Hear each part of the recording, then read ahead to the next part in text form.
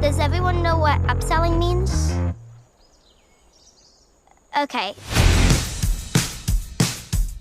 Guess what? It's Girl Scout cookie season!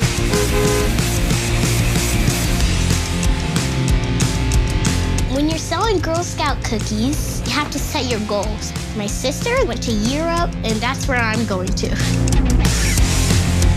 Very good salesperson, Olive. Oh, I'd like to be a Supreme Court justice. Oh. Every Girl Scout makes a goal and tries to accomplish it or go past it. Ah! Ow, that hurt.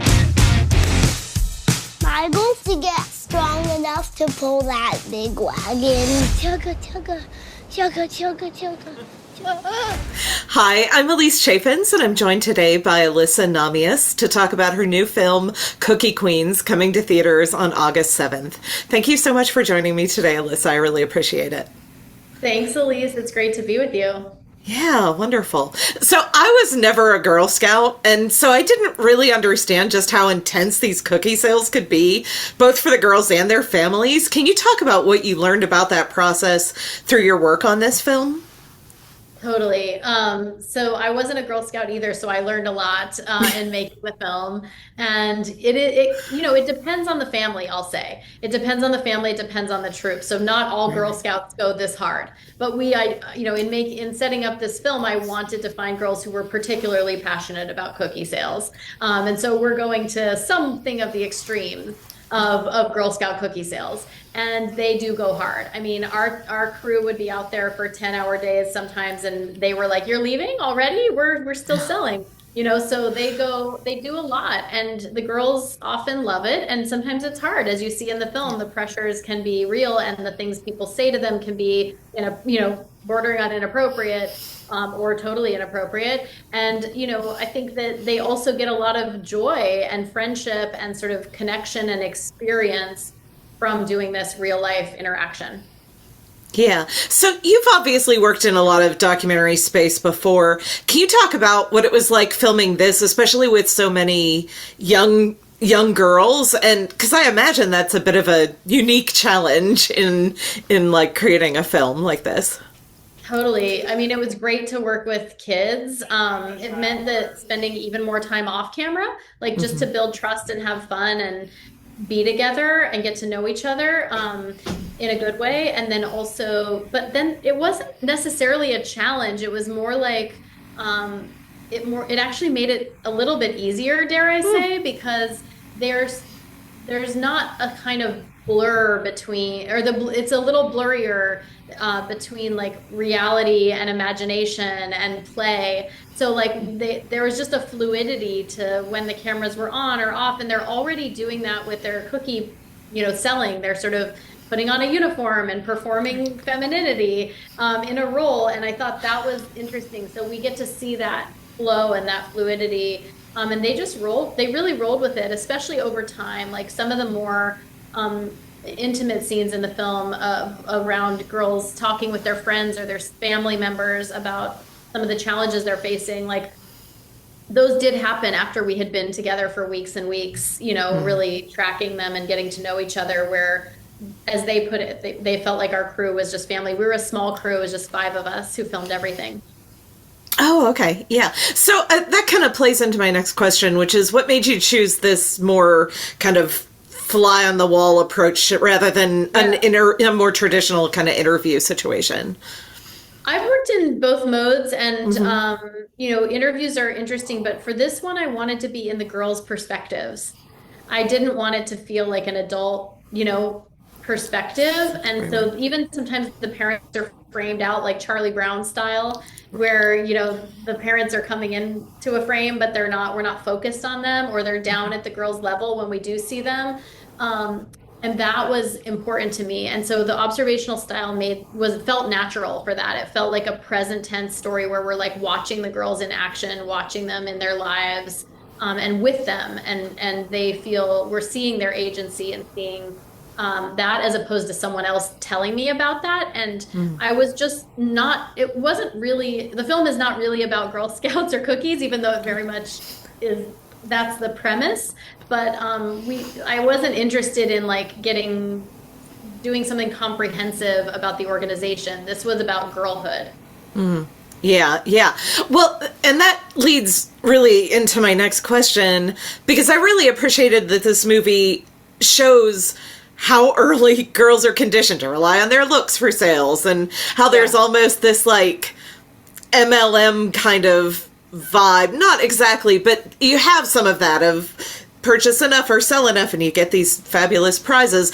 And those are things that primarily target women. Can you talk about balancing some of those darker aspects, I guess, with just a movie about these sweet little girls? Because it's a really clashy kind of thing. Yes, and intentionally so, because I think it is something that I've faced as a girl and as a woman, are those contrasts between how we see ourselves and how we know ourselves to be, and how the world sees us and values us, which can sometimes be overly based on looks, or overly based on our bodies or our appearances. And there's so much more to us. And so, yeah, sometimes that can be a bit dark to think about, like, how different those things are, but that they both are true. Like, that girls we do have so much more depth to us and so much more to offer. And when we sell things or participate in the economy, we can't, like, it's impossible to ignore that our looks can be currency or not. And so I was interested in that from the start, but I didn't realize like how young we would be depicting it. And as far as like the multi-level marketing, I don't think you're right. It's not MLM. It's not like they aren't selling to other people to sell things, if that makes sense. But they are, but they're participating in a big business.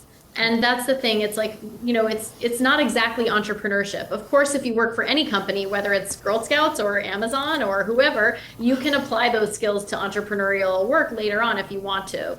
You might learn how to, do finance, how to handle finances, or how to deal with customers. But like, they are working for a massive company that does $800 million a year. And I think that is something where, they're not just pretending or practicing, they're participating and actively engaging with the economy. And so we're going to see some of the same dark things that relate to labor and relate to women in the workforce at a young age, because they are participating. And it's happening at all scales when we're talking about American capitalism. Yeah, absolutely. Have you had any opportunity to reconnect with any of these girls now that the film is out, and just to kind of gauge their reaction to it or their family's reaction to it? Oh, yeah. We're in touch every day, pretty much. And actually here in New York for our premiere this week with Olive and Celia, who are in the movie. Nice. And they're hanging out with my daughter right now while we're talking. And so we've all become so close. And so, they care about each other a lot now. And they are all, I think, very proud of the film, very proud of and the parents are, of course, super proud. Nikki's dad cries every time he watches the film. I hope he wouldn't mind me sharing that, because he cries like he just is so proud of his daughters for sharing their story, and his family. And I think as he should be, because it's not easy to show yourself being a kid or a middle schooler. And it's not easy to show yourself as a parent. And I think it gives us, when they do this, when they share their stories, it allows us to feel less alone. Maybe when we have a bad day as a parent or as a kid, we know we're not alone. And they also now have each other. And so as we're going through this sharing the film with the world, we're getting lots of emotional responses, very positive, very wonderful. And I think, they have each other, and we're all in contact about it, because it is a roller coaster too. Yeah. Oh, for sure. Yeah, as we kind of wrap up here, I always like to ask people, what did you learn from working on this project that you'd like to take into a future project? Either, technical or emotional, I would love to work with kids again. I had a blast. I think it was like really awesome to do that, and I would be totally into it again. And I did also love working in this totally observational style, where we're really, it was hard as a filmmaker. It's challenging because you don't have any external ways to tell story. You're all internal to the moment and the dialogue. And But it was, I think, worth it, and it was the right mode for this story. And I'm interested in other stories that apply that, although I still am down with archival and other forms of documentary. Yeah, but I think the people I worked with, like, I really would like to work with my cinematographer, Antonio Cisneros, again, and several of the other people on my team. I'm excited to think about future projects together. Excellent. Well, thank you again for joining us today. It's just a sweet film, and yeah, I wish you well on the premieres. Thanks so much. I really enjoyed the conversation. Absolutely. Have a great day. Thanks. Bye-bye.